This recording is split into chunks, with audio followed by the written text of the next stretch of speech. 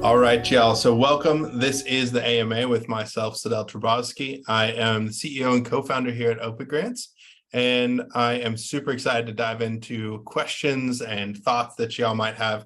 I am going to give folks a little bit of time to trickle in. So about 5 minutes. In about 5 minutes, we'll dive into the bulk of the webinar itself and the AMA here. So thank you so much for being here. And as a little teaser, while we're waiting, if you want to check out community.opengrants.io, there's going to be a bunch. I'm going to be going over some really cool things today. So hoping that you can dive into that resource while we wait. But just general housekeeping, we do have, for everyone's safety and comfort, we have the chat locked down. You can submit questions using the Q&A tool. And then you can also feel free to hunt me down on LinkedIn or Twitter. Shoot me a DM anytime. I try to be as responsive as possible to all those things. So while folks are joining, I'm actually gonna go ahead and grab those links for you, or maybe Cody, if you could grab those links and just drop them in the chat. So if you could drop in LinkedIn, Twitter, and the OpenGrants YouTube, that would be awesome. So that folks here on the AMA can find some great ways to reach out and connect with us. But yeah, so thank you all for joining. Really excited to have you here. As I said, I am Sedale Turbovsky, CEO and co-founder here at OpenGrants. And when we founded OpenGrants almost 4 years ago now, we set out to make grant funding more transparent and equitable and accessible for everybody. Grant funding is this really cool resource. And those of you who are familiar know that it's non-dilutive, it doesn't require repayment. It's an incredibly useful tool for creating outcomes in the world. So everything from cancer research and the latest sort of technology for our warfighters to fixing climate change and housing the homeless, all these incredible things that different stakeholders across the world want to develop.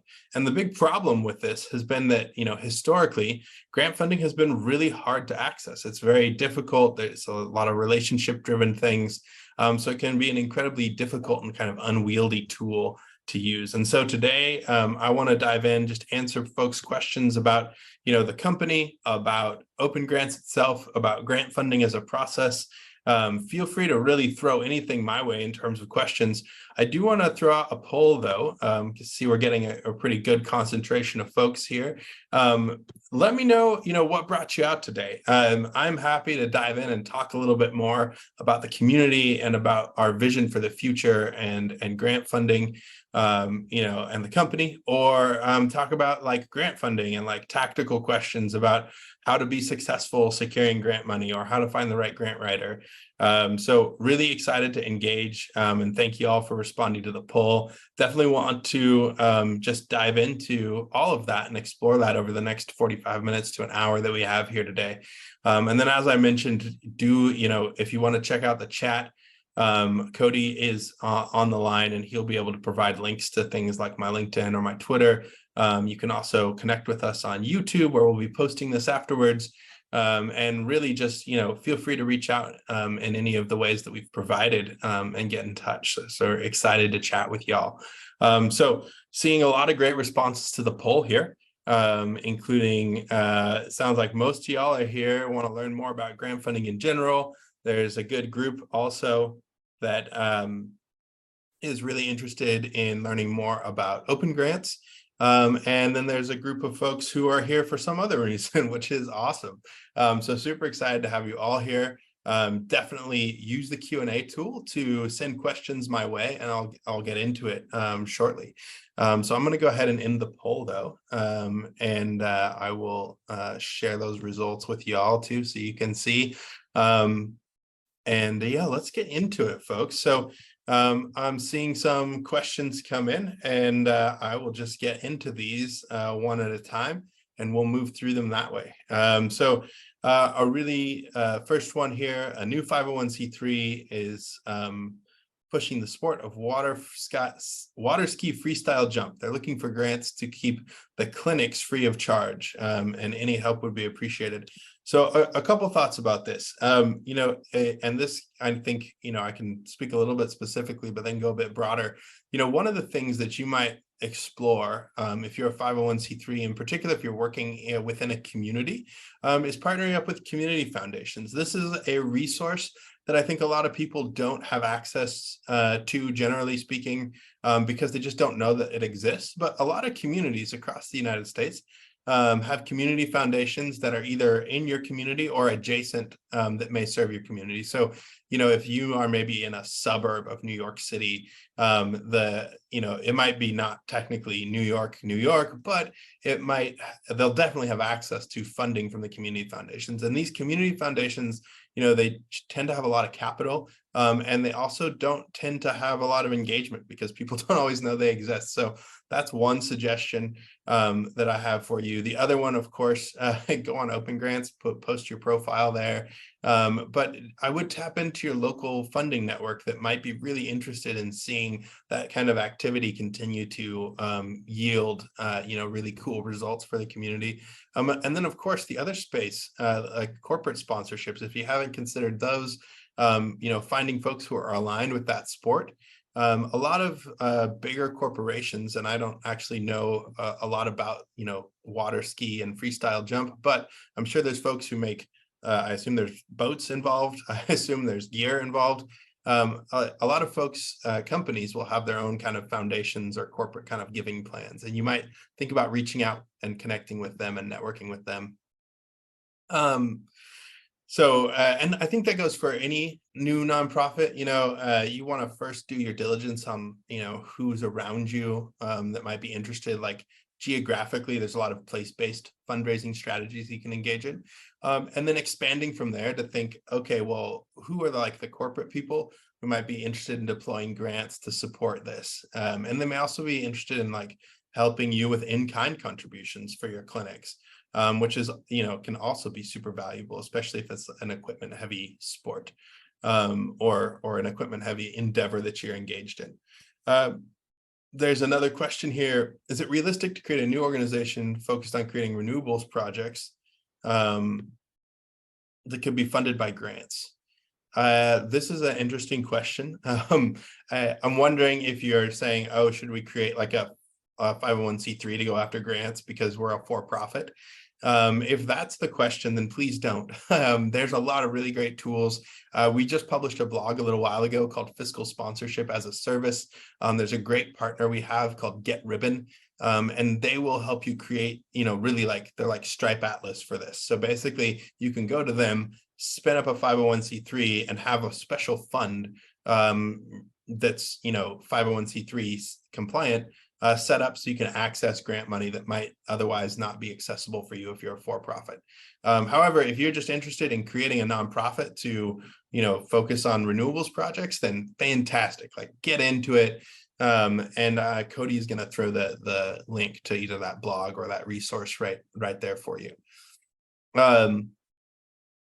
Oh, great question here. Many grants ask for a list of supporters on the requested projects. What makes a grant funder say yes to being the first to support a program or a growing business? This is this is the core, this is the magic or the core of this activity is, you're going to talk to a lot of people. It's going to be potentially difficult and long. But ultimately, one of the things I tell everyone is that there's somebody out there who's really passionate about what you're doing. And generally speaking, when you find that first person who's ready to support you, it's because there's a deep alignment of incentives and there's some kind of trust or really just a personal kind of connection that person is really interested in you and your team going out and taking care of this thing that they feel really strongly about and they want to fund. So one of the things I suggest is making sure that you are networking, that you're showing up really authentically within the communities that you serve. And that will really help these kinds of funders find you and be interested. So it's one thing to show up and kind of cold call a funder and say, hey, we want funding to do X, Y, and Z. It's a whole nother thing to have been in a space, be doing something for some time, providing services, and then say, oh, by the way, we are interested in some more funding. And I know that can be hard and there's sort of this cold start problem to solve, right? It's you need cash to be there doing that activity. And there's a lot of different ways that you can kind of get around that. One is you could try, before getting like funding, you could try subcontracting on someone else's grant, right? So maybe you come in as a supporter of someone who's gotten grant funding and you help. And that's one way you introduce your name as well as the quality of your work to that community of funders. That's a really great way to do it. Another way is simply, there's, kind of bootstrap, right? Like get out there, get your name in front of those people, and do your best to build that relationship. But frankly, it's, two things. It's that first and foremost, that incentives alignment, right? They're like, we want to fund cancer research, you're doing cancer research.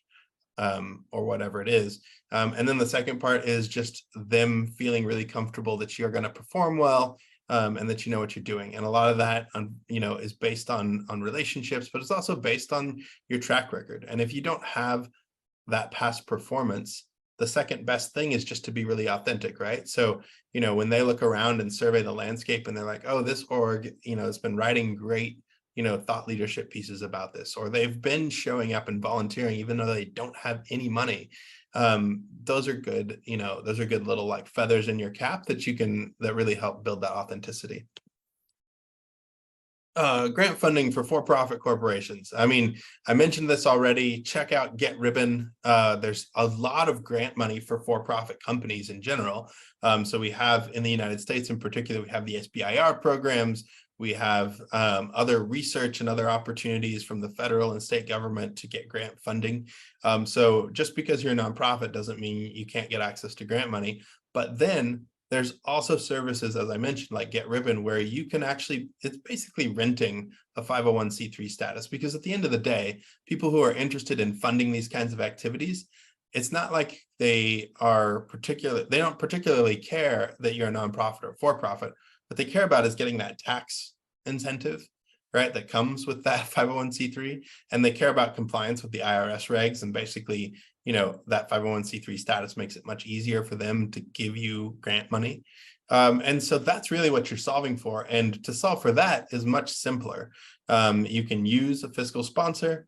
You can use a great platform like Get Ribbon, fiscal sponsor as a service, or you can, you can partner. That's the other exciting thing you could do, is you can partner with a nonprofit and be a subcontractor. So one of the situations we see happen frequently, especially on like bigger projects where maybe there's a lot of land or there's a lot of capital, is you'll see a government or a university actually get the grant. And then you'll see for-profit companies come in and subcontract on that grant. And so that can be a great way to navigate this as well. But, just overall, I will say, grant funding for-profit companies, just, get after it and explore partnerships, get creative, work with fiscal sponsors, lots of ways to dive into that. All right, I'm going to pick and choose a few here. Yeah, so this is one we get all the time. I'm looking for grant funding for my small business. This applies to everyone. Getting grant funding is frequently a lot less about like, oh, I'm a small business or I'm a veteran-owned business, and frequently a lot more about the outcomes you want to create, right? So there's a lot more grant funding for bakeries than there are for, quote unquote, small businesses. And the reason I bring that up is because it's really just a reframing of your search. Right. So one of the things you'll see in federal and state programs and with a lot of the ecosystem is, yeah, you score a bunch of extra points by being a veteran-owned business, or you can score a bunch of extra points and really advance your application much farther if you're a small business. But that's not the criteria. Like, that's not how they roll out the grant. It isn't like, hey, we have grants for small businesses. There are some, of course. You can look at Hello Alice. There's like Visa. There's a lot of, not a lot, but there's a good little group of like grants for small businesses. But where you'll see a ton of opportunity is when you say, oh, I want a grant to put charging infrastructure in front of my business, or I want a grant to upgrade the electrical system at my business, or I want a grant to help me do customer discovery. I want a grant that helps me, develop some software.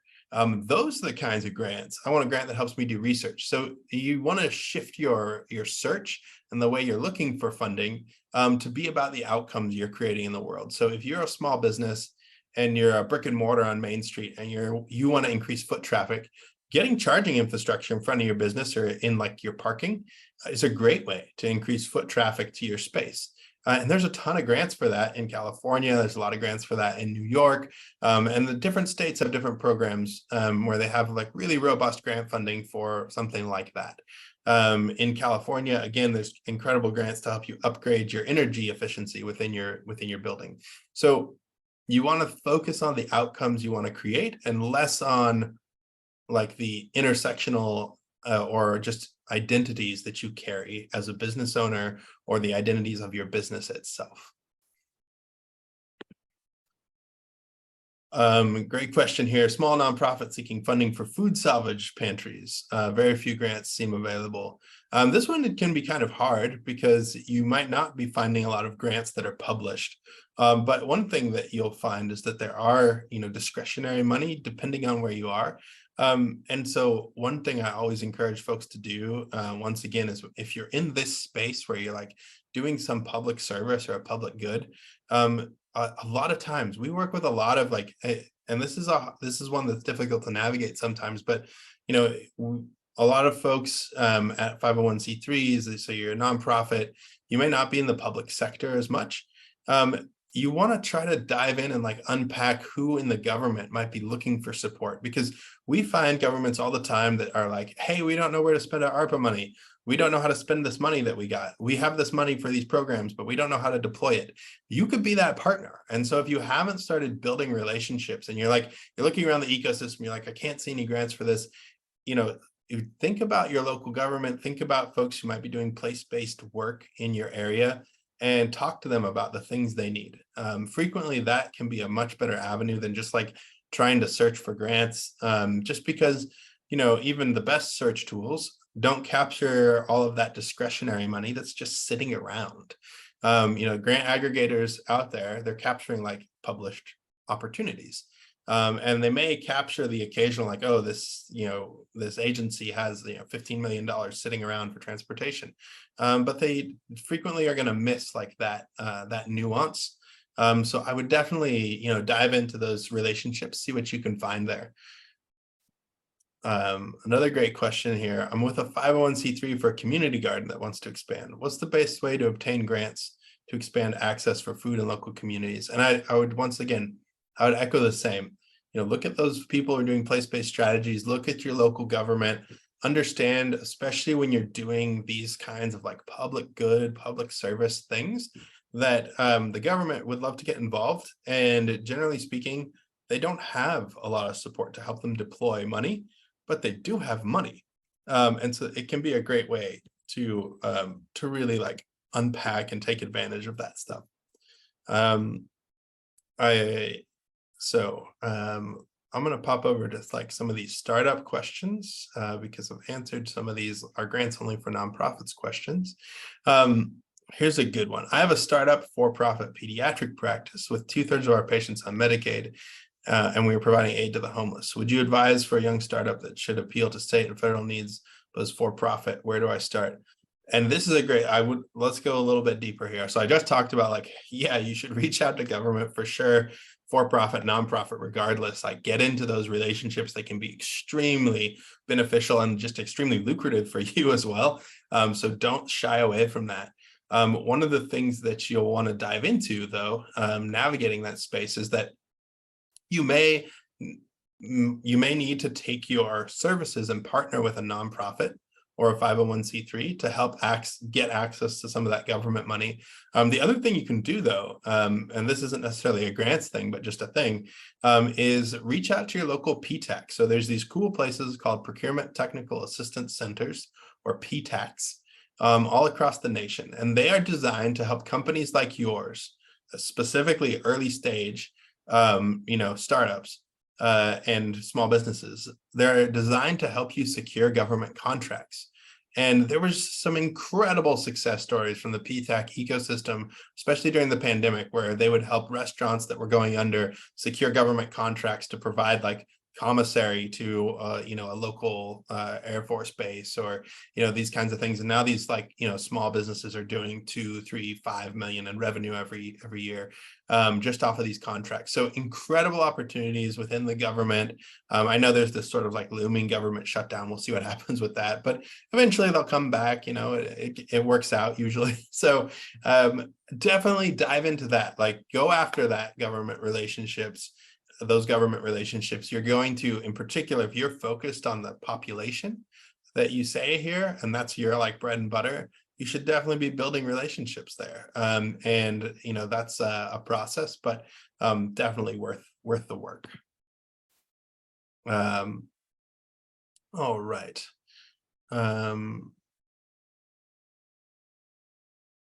New LLC looking for startup funding. What's the best place to start? This is kind of a hard one to answer, but I want to tackle it because I think it's really interesting. So a lot of what we talk about at OpenGrants has to do, and we bring this term up a lot, of the capital stack. And what we mean, and what I mean when I say that, is that you should be using money for specific things, and different kinds of money are good for different things. And to make that even more clear, as I mentioned earlier, you might want to get grants for your small business to put in charging, but you don't want to get grants to necessarily pay your employees. And one of the reasons is you usually can't, but the other reason is that might come with a bunch of extra reporting, could be super complicated, and really might make your life really a lot worse. And so, grants for infrastructure can be a lot less cumbersome than grants for labor. And I bring all that up to say that certain kinds of money are really good for certain things. So venture capital, super expensive money, but really useful if you need to scale really fast and you want to go and be $1 billion company. There's a whole class of money around debt and loans. You can get special loans from the SBA, so the Small Business Administration, and the SBDCs can help you navigate those kinds of instruments. There's revenue-based financing. So if you are a new LLC and you're already making money, you can actually get financing based on the revenue you're bringing in to continue to increase that flywheel and drive more revenue. So there's just a lot of different places to explore. Grant funding is really great, as I mentioned, for impact-focused kind of outcomes, and it's also really good for infrastructure kind of work that you might need to bring to the table. And so that is where grant funding falls. But there's a lot of different money out there. And so if you have a new business and you're trying to figure out where do I start? I need funding. Really start with what do you need the money for? Do you need it to get into a building? Do you need it to buy inventory to sell? Do you need it to import some goods from overseas? There's all kinds of different programs to help you accomplish each of the things that I just mentioned. Do you need money to go after government contracts? Well, guess what? The P-tax exists. You could go after those for free. Do you need money to do advertising, right? So lots of different opportunities to explore. What you want to get really clear on is what do I need money for? And then try to understand what the best sources of capital are for that, right? So grants, non-dilutive, they don't cost any, you don't have to repay them. They're an incredible source of capital, but they're not good for everything. They come with a lot of reporting requirements. They can be rather complex, and they can take a long time to secure. And so if you need money tomorrow, for example, for your LLC, grants are not a good choice. So yeah, lots of things to unpack there, but I did want to get that across, that this is about designing a capital stack that helps you take your business to the next level. So you want to start asking that question, what do I need the money for? And then what's the best source of money for that activity? What if we're in the planning stages for a project but need funding? Is there a specific grant to apply for while doing research? And this is a great question. So this is one of the things that we're dealing with a lot here at OpenGrants, actually, is how do we help people access catalytic money to help them plan and develop a project that they can go after a larger source of funding, right? So maybe you're doing a feasibility study. Maybe you are, exploring a, new business or new governance structure. So, without a clear understanding of what you're doing, I can't really speak to like the specific grant you might apply for, but I can say that there's a couple of things to consider. One is there are like planning grants, and that can be a good search term actually sometimes. There's grants to help you explore, and like, there's like, especially for construction projects, that's where we see them the most, where there'll be like a feasibility and planning grant, and then there'll be a construction grant, and they'll be kind of divided into two parts. So that's one place to look. The other place though, is that if you have a project and you're saying, oh, this project's going to bring, $240 million to this community, but we need to do the feasibility first.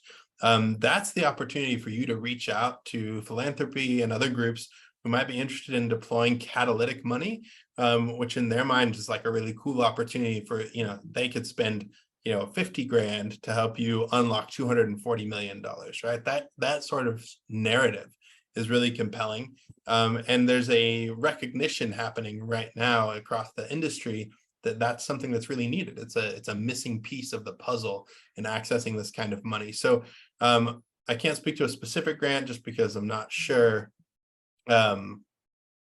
why exactly what exactly your project is, but I can say, hey, that's a thing. Tap into philanthropy and other places and help them understand like the catalytic nature of like the planning versus the project. And I just want to mention too, as we're going through these questions, like feel free to keep dumping them in. I know that we're kind of halfway through here. I'm happy to go over time if there's those of you who want to hang out. Also happy to connect with you all, as I mentioned, on LinkedIn or Twitter. I have a pretty unique name. It's Sedale Turbovsky. I'll throw links, but also just, happy to connect with you post event. So great question here. I have an LLC, but applying for a 501c3 for our supportive services. We are developing affordable supportive housing and alternatively structured strong buildings such as shipping containers. Any ideas for funding for the first pilot project of 50 units?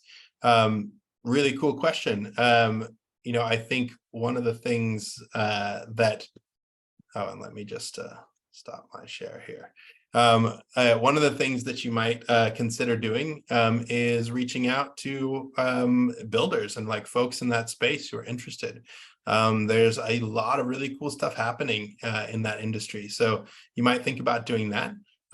You also might think about, reaching out to like land developers. There's a lot of cities that are struggling with homelessness. Right. So once again, explore that government angle. And then the other thing I'll say is that if you reach out to, other people who have gone before you and ask them kind of what they did to secure funding for that, that can be a really great way as well to kind of track down those things. But, high level, when you are starting a project and you're trying to do that kind of scan of like what's out there, there's a lot of great tools. There's grants.gov, there's Instrumental. Personally, right, I feel strongly that OpenGrants is the best. But obviously there's a lot of different tools out there. You can create a profile in OpenGrants though, and you can get connected to the funding that we recommend instead of having to do all that searching. And then when you build your funnel of funders and people who are interested, you're going to approach it a lot like a sales funnel or anything else. You look at like the universe of the possible, you start to narrow it down. And there's a great webinar we did on like building that funnel and creating that. But those are some thoughts. How does OpenGrants work? This is a great question. And it actually, I do want to share something about this just because I think, I think that this is a particularly interesting opportunity that exists for our community that's very unique. So I'm going to go ahead and share my screen here. And just talk a little bit about, OpenGrants at the end of the day does two things really well for our users. One is we help folks understand what kind of funding is available. So you can log into OpenGrants and you can create a profile, and we use AI to actually match you to that funding opportunity. And the exciting thing about that, of course, is that you save a lot of time by not having to search in a bunch of different places. And we cover government, we cover foundation, we cover corporate grant funding, we cover local government, federal, state.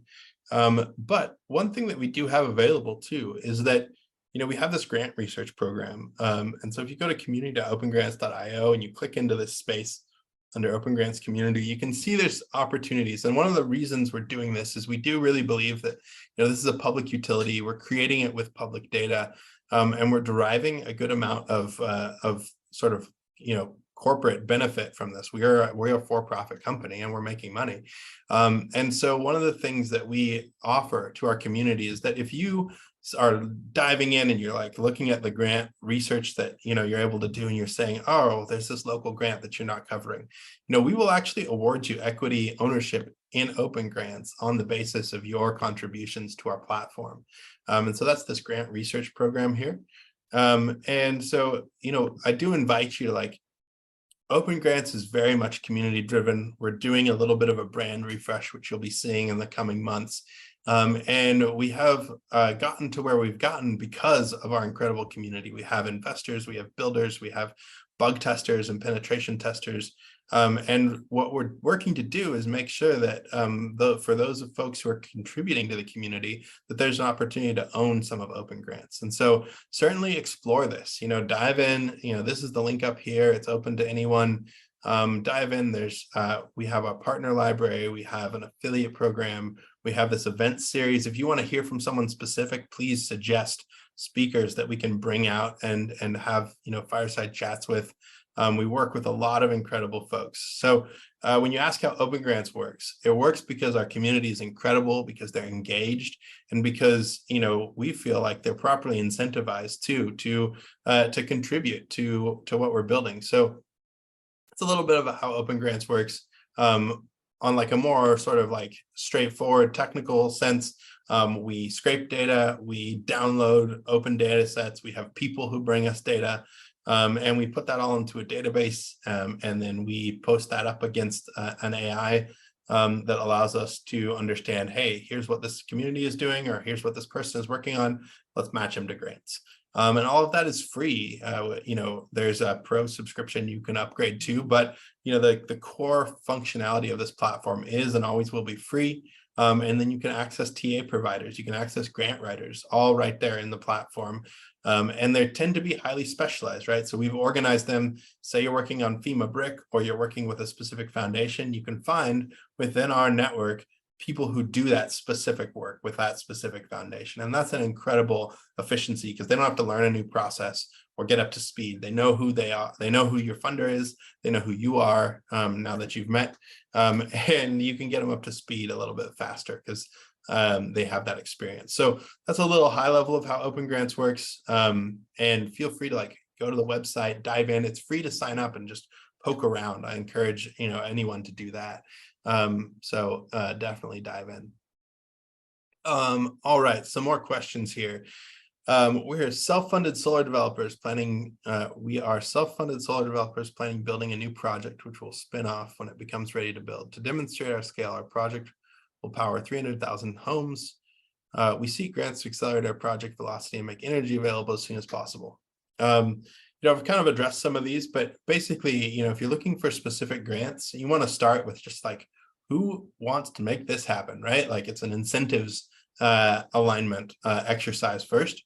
And then who do you have access to? That also really helps. And then you can use platforms like Open Grants to go and search. You can also reach out to industry experts. Depending on where you are in the world, you might find that the government is very interested, right? So the United States, for example, where we focus, tons of funding for these kinds of renewable energy infrastructure. So I would dive into that for sure.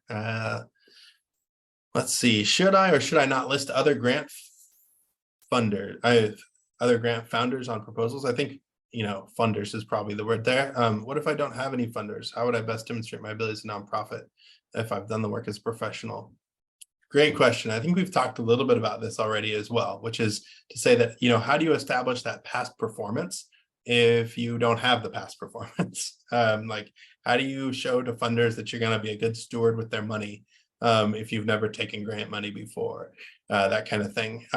It's hard. That's the first answer. The second answer, though, is, as I mentioned, you can subcontract to get started. That can be a good way to get more, more experience. You can, just try to apply and see what happens and say, hey, look, I've got this professional experience. I'm a upright, upstanding person, whatever. Those kinds of things can work as well. But subcontracting or partnering with other groups can be a great way to like build the rapport and past performance if you haven't had it yet.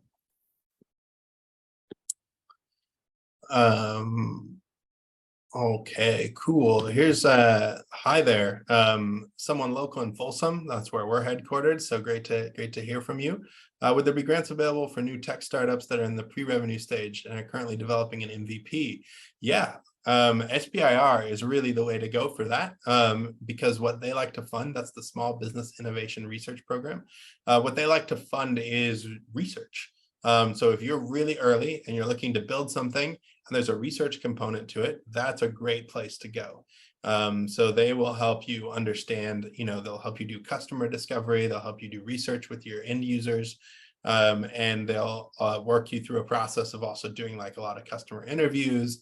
It's great validation and an early win. If that sounds like what you're looking for, then that's a great program. However, if you're also like, looking for, it sounds like you're focusing on restaurants and food. So that can be a hard one from the research, unless you're doing some kind of research, maybe that's not, SBIR might not be the right fit. But for early stage companies, you also want to look at the corporate innovation ecosystem. So I know just off the top of my head, like Tyson Foods has a really cool grant program that they run every year. I also know a few other like food and ag tech companies that do those kinds of things. So you might look at, once again, that ecosystem, figure out who would be interested in seeing you succeed and reach out to them. But yeah, ag tech, great spot for that maybe. All right. Here's a great question about cost. As it relates to hiring a grant writer. So the question here is, what would the cost range be for hiring a grant writer for a 15-page NSF SBIR grant? The answer is really that it varies. It could be a good range is probably about $8,000 to $20,000, depending on how technical and like the level of talent this person has and the level of education, right? So if you end up getting like a double PhD who's got deep subject matter expertise and has written a ton of research grants, they're going to be more expensive than like a grad student. So that's one thing to consider, certainly.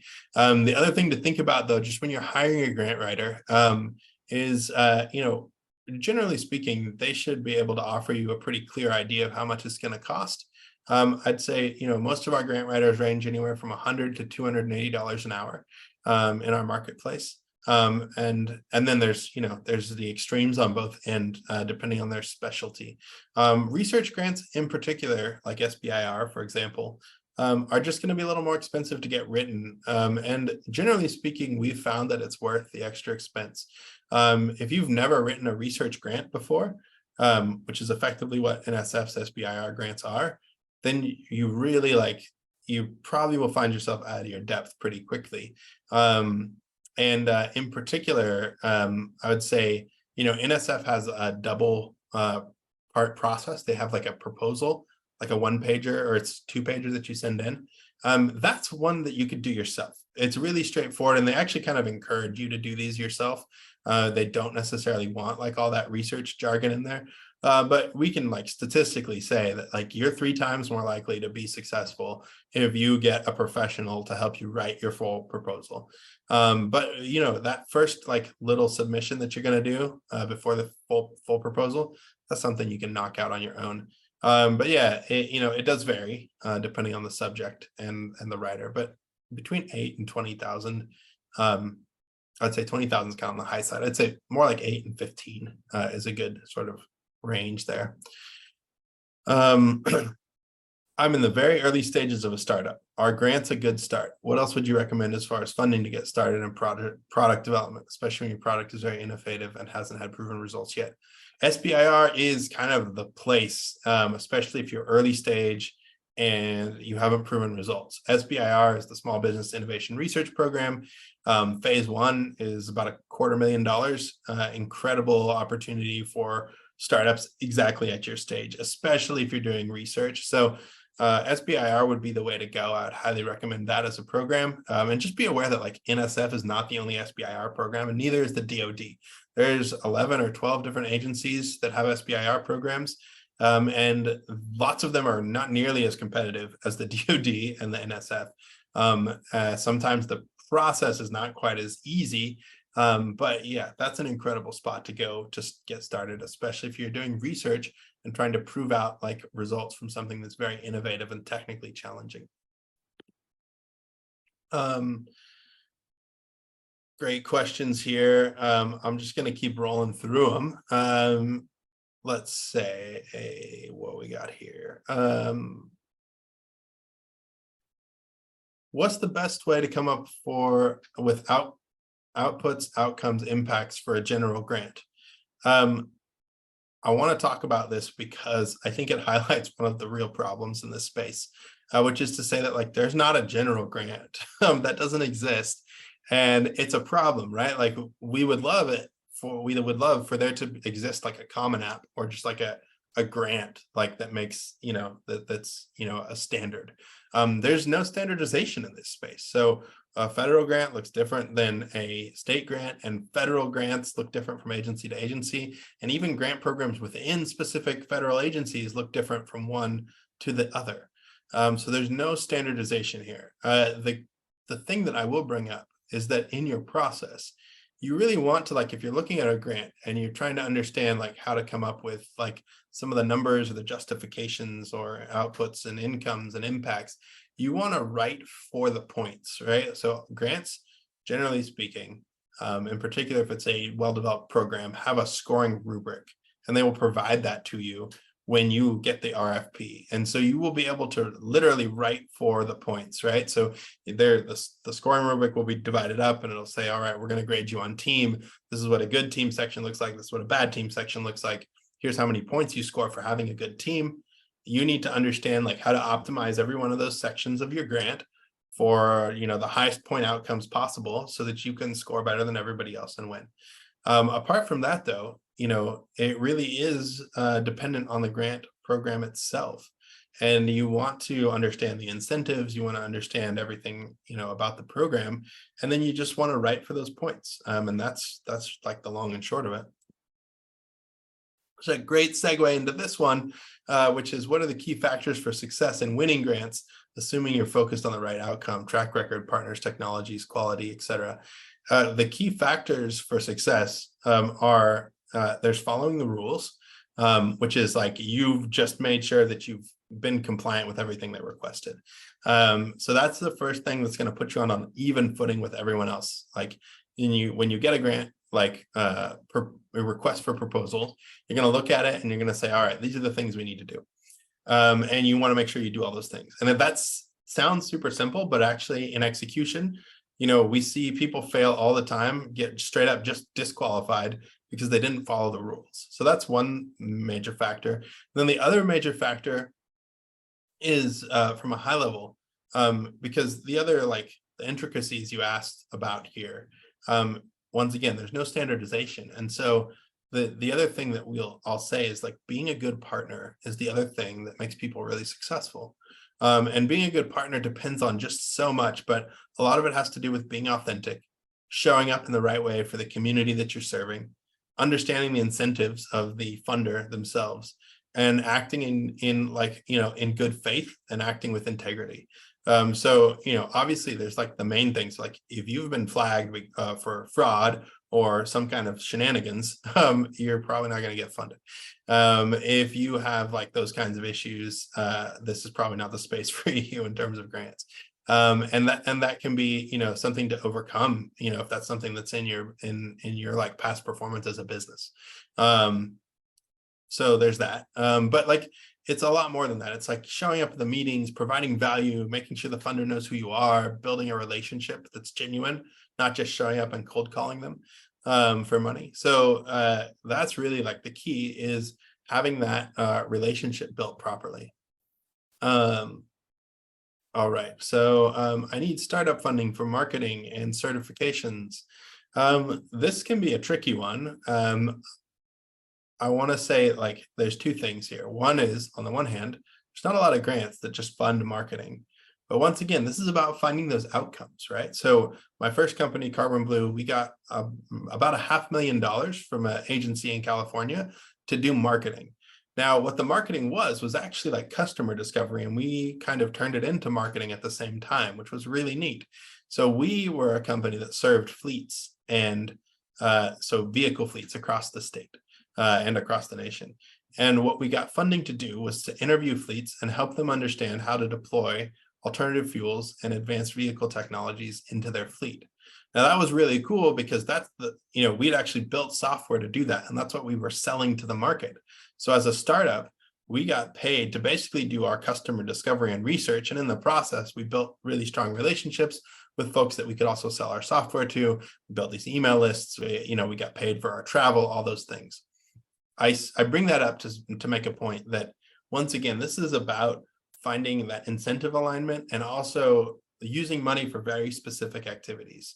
If you just say marketing at large, you might find funding. There's money for different things like creating documentaries and whatnot, technology transfer. But if you think about marketing as an activity, you're going to have a hard time searching and finding that. But if you say, all right, well, I want funding to go talk to all of these people who are my customers, you might actually find a grant to be able to do that. So get really specific about the outcome you're trying to create. Let's see.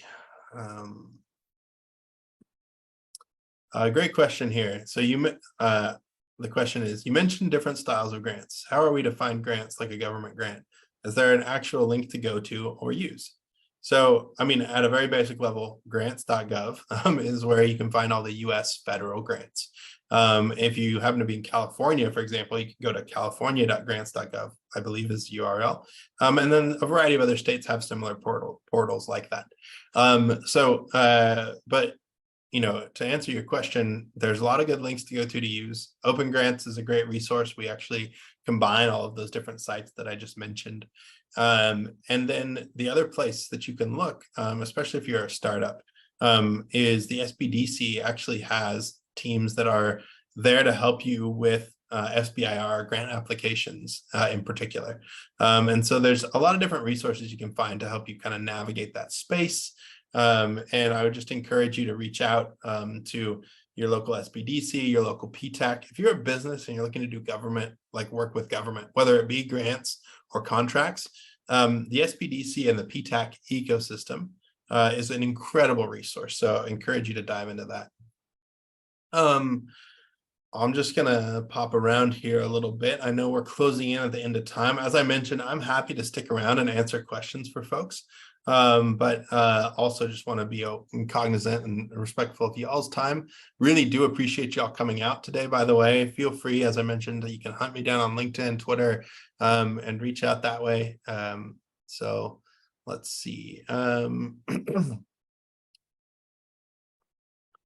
we go. Are there entities that focus on funding social impact or legal tech? Separately, are there fractional grant writers? This is a great question for a couple of reasons. One, I just want to highlight, there's a lot of fractional grant writers, a whole ton. So there's the freelancing industry in the grant writing space is massive.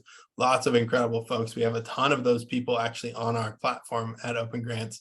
You can find them on places like Upwork and Guru.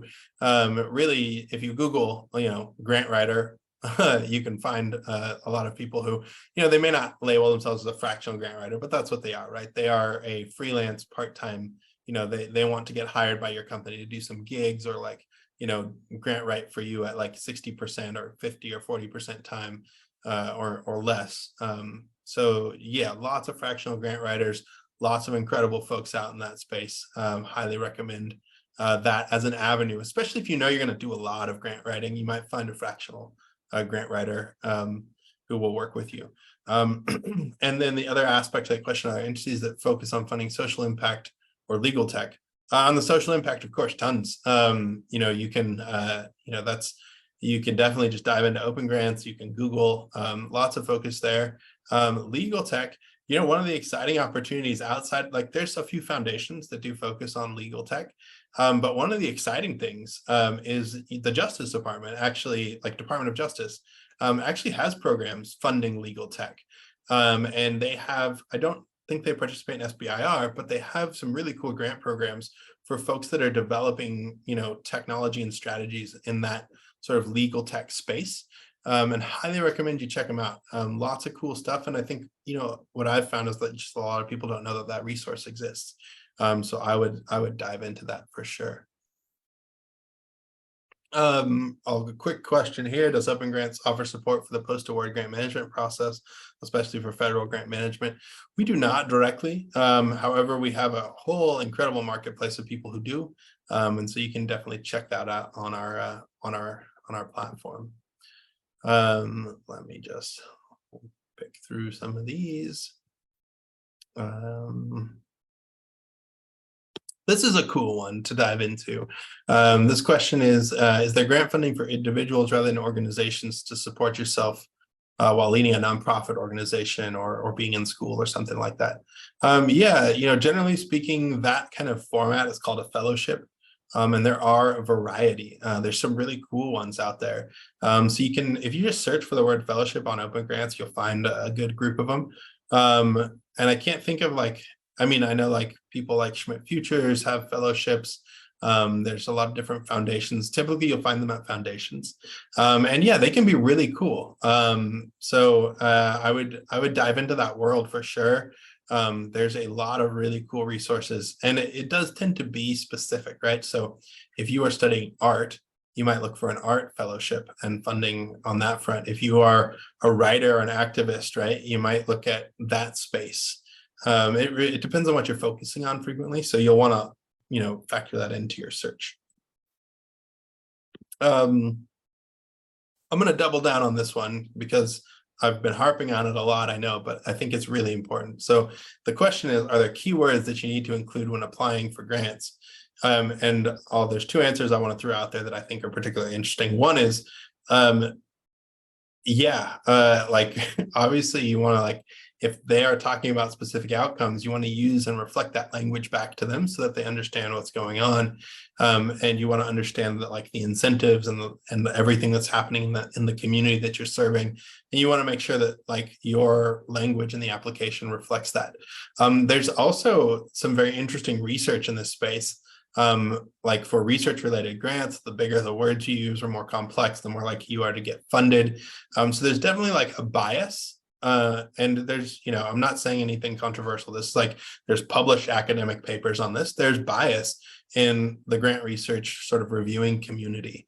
And it extends to, there's some systemic racism issues. There's bias against certain groups. And then there's just bias in terms of terminology. And so you can unpack all of that. But the best way to start to understand it is to talk to the funder, listen to the language that they're using when they speak with you, read the language that they're using in their RFP, and to the extent possible, reflect that language back to them. This is, again, it's about aligning incentives and also just making it easy, right? If you introduce a new word to their lexicon, they got to figure it out. They generally are just not inclined to do that for one reason, because they're just really busy, but there's other reasons as well. So just want to throw that out there. This is a really good one. Can you elaborate on how startups or small businesses can obtain partnerships with universities, which could use our services on large grants? Yeah, I think this is a cool thing to unpack. There's a couple different ways to look at it, right? So if you're talking about research with universities, SBIR has a partner to it called STTR. And that's all about partnering with research institutions and universities. And so there's a really defined pathway there. And so for a lot of startups, that can be incredibly useful because STTR is not quite as competitive as SBIR. And if you can bring that research university or university researcher to the table as a partner, that's a cool competitive advantage. But developing partnerships is something that is, I find that often, especially in the tech kind of startup ecosystem, people are always looking for an app or something to solve this. And this is one of those human things that there's not a quick solve for it. Unfortunately, there's not a hack to being really good at networking. And there's not really a hack for, there's some cool platforms. Like I highly recommend building a personal CRM or buying one. There's some great platforms out there. I've used Dex, I've used Clay, I've used Google Sheets, but this is networking, really. There's not a lot of other tools for doing this yet. California Energy Commission has a really cool tool out there, which I'll get the link for and send it out in a follow-up email. So there's a few different places. You'll see like at DOE, there's teaming lists that they publish with their grant opportunities sometimes. So you can go find partners in there. And the Energy Commission in California has like a whole teaming website for folks who want to collaborate on grants. And so you can find university partners there as well. But if you're just working like in a local ecosystem, and as you mentioned, maybe it's not as robust as it is in the Northeast, then network, build relationships, show up, be authentic, get involved in your community, do all those things, and that's really how you build those relationships.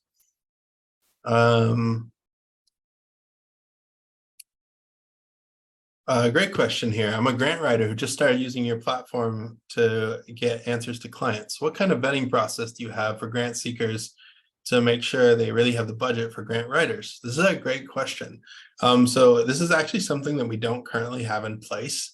We do vet the orgs in terms of just like them being legit, but we don't have a sort of tool in place to like establish intent to buy or like a readiness to deploy capital for a grant writer. And it's something that as we are looking at this refresh of our brand, we certainly are open to like your thoughts on how we can best accomplish this. So definitely please like reach out to me on LinkedIn, find me on Twitter, shoot me a message. I'm fairly easy to get a hold of out there. My inbox is kind of a mess, but you can always shoot me an email at sedale@opengrants.io. But that's something we're really thinking about, and I really appreciate the feedback. And please reach out with your thoughts on how we can make that better. Can you share thoughts about working on a federal grant? For example, is CRADA all about R&D, or is there a for-profit piece of the puzzle? Thanks. So just high level, federal grants and different opportunities and structures within the federal ecosystem. A lot of it, once again, you got to like dive in and understand why they're doing it and what they're doing it for. It is generally hard to like pull like for-profit gains directly out of that research ecosystem. What you'll see done really well by a lot of savvy entrepreneurs is they use that as like a bridge to like pull down a good funding round. So I've seen a lot of entrepreneurs and startups, get SBIR research money, research collaborative, and then launch like a Series A and just crush it. So that's a really great way to like roll through that ecosystem. Great question here. What's with the ecosystem of grant mills and the SBIR, STTR space? From what I've read, it seems that there's a small group of repeat award winners with a consistent cohort of grant consulting firms. This is very true. There's an incredible author who did like a whole deep dive on this right before SBIR got reauthorized. And I'm blanking on his name right now, so I apologize for that. But yes, this is a real thing, and it's demonstrative of like, these are the problems with this ecosystem. It's like, if you're a good consultant and you know what you're doing in this space, you could win all the time.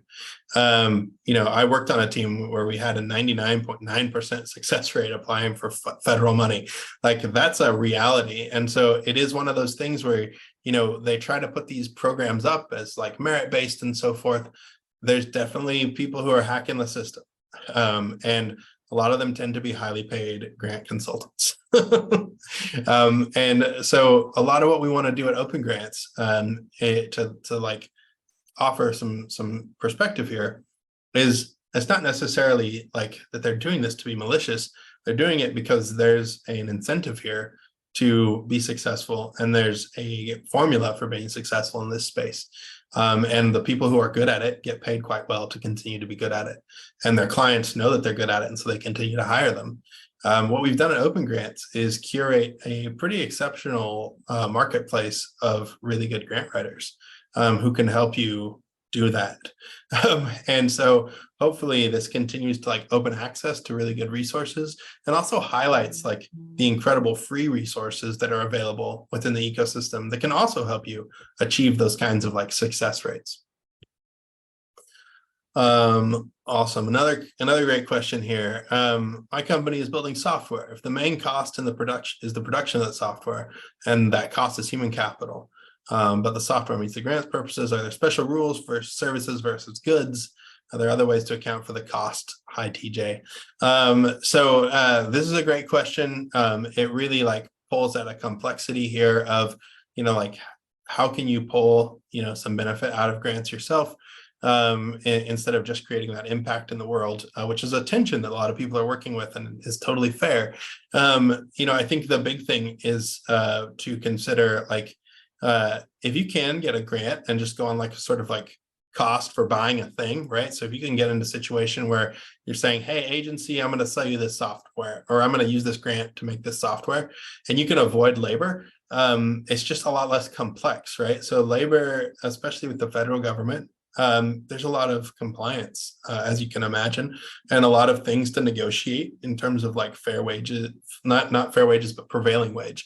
And there's a lot of things to consider with that in terms of time tracking and all those compliance things. So it's a lot simpler if you can get into a situation where you're saying, hey, we are creating this software platform, it costs X, and it's the line item. So that's what I would suggest there, is to like navigate away from labor being part of your grant if possible. Yeah, I know we're at 1 o'clock. I'm happy to go a little bit longer and continue to answer questions. I still see a lot of folks on the webinar, so I'm going to keep diving into it. But let's dive into a little bit more of this. So a question here, any ideas why we don't see the questions you're answering in the Q&A? I just talked to Cody about that on Slack. That's actually, I was looking down there. There seems to be something a little bit awry with that. What we'll do is we'll take the Q&A, because I know we'll get it after, and we'll publish it out to everyone, but apologies, there's something is happening on Zoom that seems to be out of our control at the moment. So apologies for that. But we will get that info out. So yeah, just gonna keep plowing along here.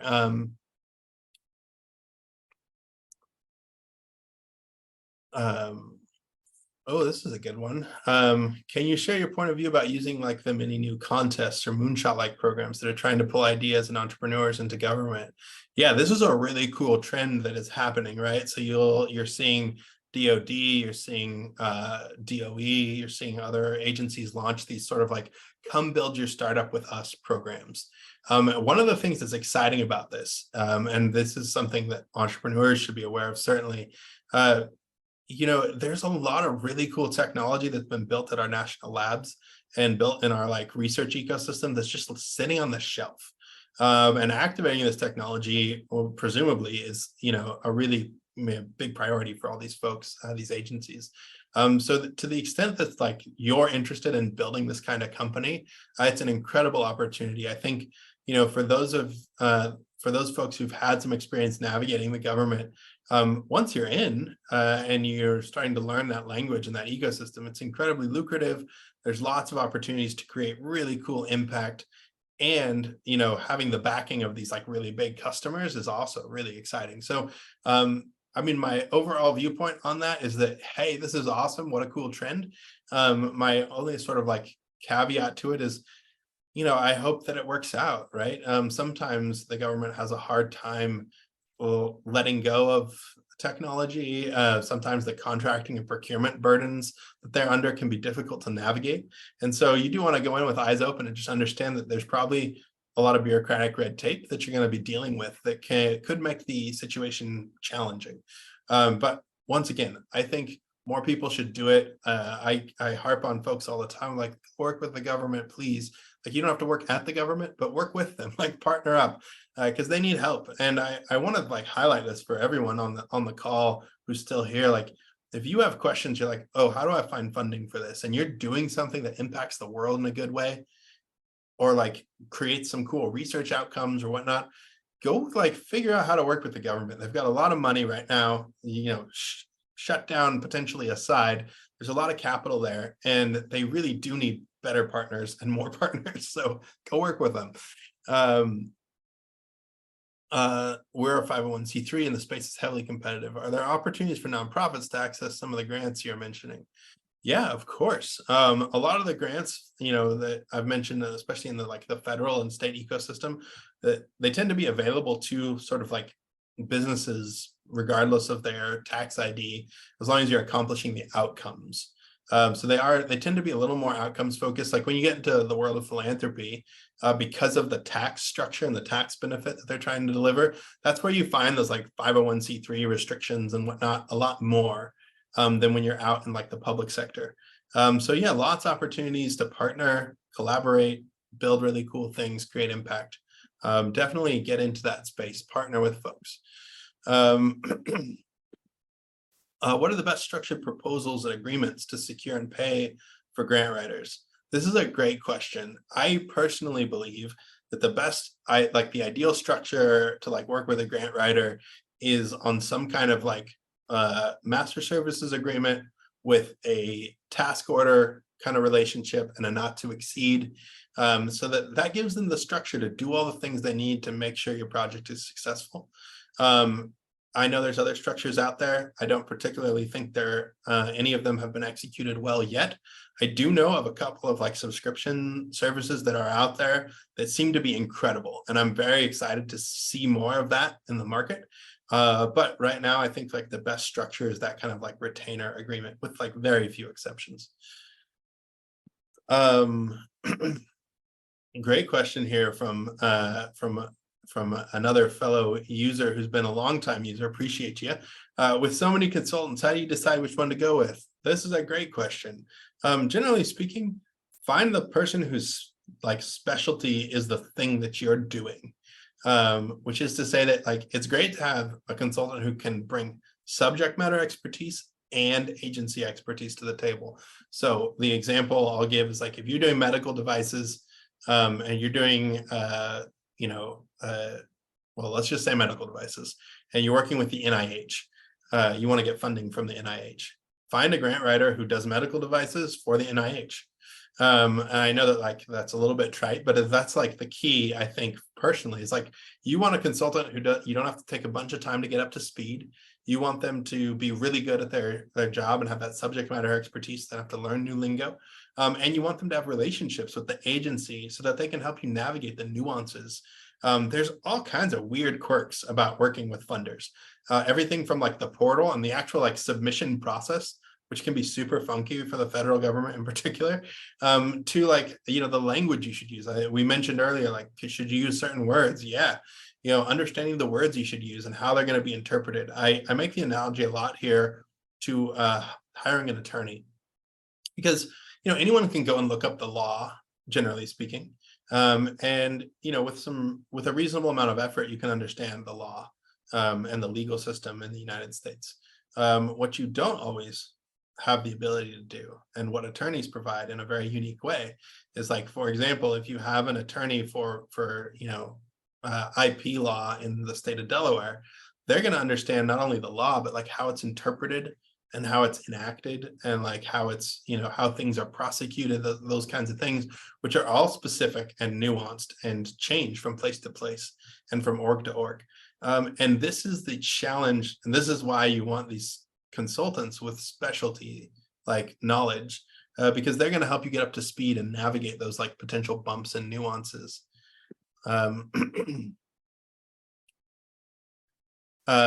Another great question here, talk in more detail about how impact-oriented funding can jumpstart another grant source. This is something that I'm super excited about right now. It's like there are painting, like stepping back a little bit. You've got the Bipartisan Infrastructure Act, you've got the Inflation Reduction Act, you've got the Jobs Act. There's all this federal money just stacked up in different places. And regardless of what happens, as I mentioned, like with the disclaimer of like the government debt ceiling issues, there's going to be capital that's deploying into communities and groups across the country. The NSF just released their builders thing. Like there's all kinds of stuff. And generally speaking, you'll find orgs that maybe don't have the capital to hire a good specialist, like a consultant, to bring these proposals to life and secure this funding. So I'll just use builders as an example.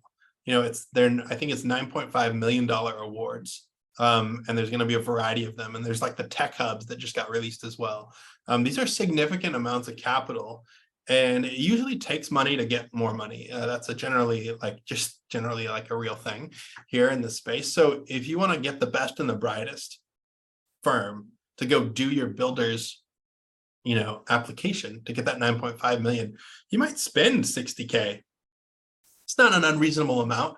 If you know that at the end you're getting $9.5 million, spending $60,000, that's fine.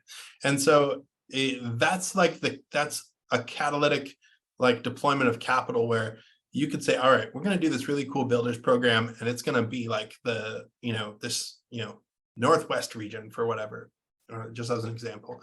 So you might go to like a community foundation and say, hey, guess what? We have an opportunity to secure $9.5 million for this incredible program here in the Northwest. Funder, if you spend 60, we'll probably get this $9.5 million. That is an example of that catalytic function of that money, where you're getting it to do like the pre-development, what we call like pre-development or planning or feasibility work leading up to, actually securing that money. So that's just one example, but there's a lot of things that are kind of like that. What trends are happening in the fundraising space right now? What's the new paradigm in philanthropic funding, and how are the ways that funders distribute money changing? This is a great question. And I think that, one of the things that's really exciting in this space is that I've seen more recently in the last few quarters, like more philanthropy reaching out, trying to find interesting ways to deploy capital. And also just generally speaking, they are looking for ways to deploy money into these kind of catalytic sort of situations where they can see their money creating and opening up more additional opportunities. So we're seeing a lot of I've met with a couple of new fund managers at foundations over the last few months who are really, drifting away from that kind of, we give our money to this network and we're not looking for more people, to, hey, how do I source better projects to fund? How do I engage with this community more? So just seeing a lot of new, a lot of walls come down in the philanthropic community, which is really exciting. And seeing generally a better, a more inclination to just adopt new technology and new processes, which is also exciting.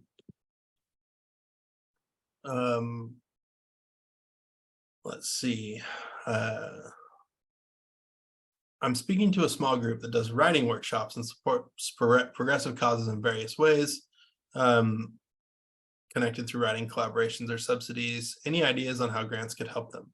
I mean, lots of thoughts, but high level, certainly just one of the things that comes to mind is sort of related to what I mentioned earlier, is fellowships, where they get funded to go do deeper research on these causes and really develop a thesis and maybe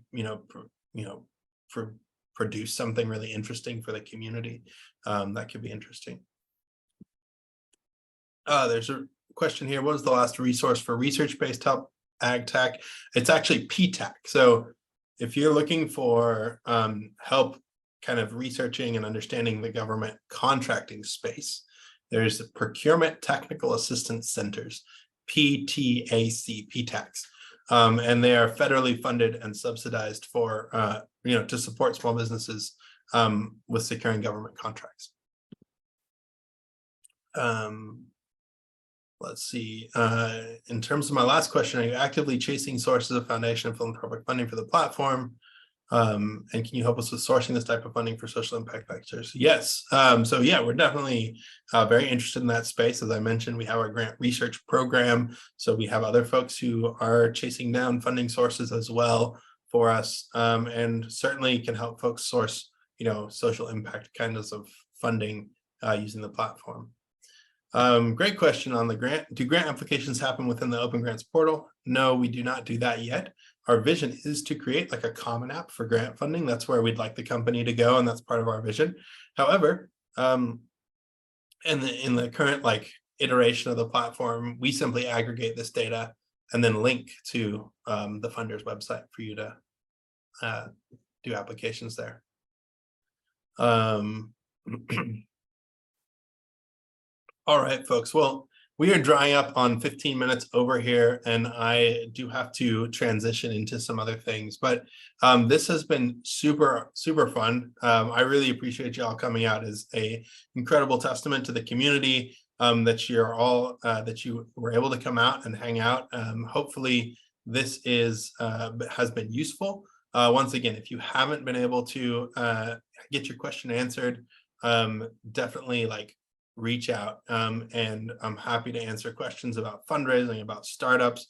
I love startups. I love new businesses, and in particular, I love this space because folks are just working on such cool stuff. So please do reach out. Happy to connect. And I apologize for any issues with the Q&A tool of not being able to see things. We'll definitely grab those and publish them. And then this will get published on YouTube. So please do go to OpenGrants. It's free. It's a great resource. Check it out. Let us know how we can be better. If you're a grant writer on our platform and you had questions, I know there was a couple, please reach out to me. Tell me how we can, make your experience more ideal. We love the feedback, really appreciate it. And thank you all. Have a lovely week, and we will talk soon.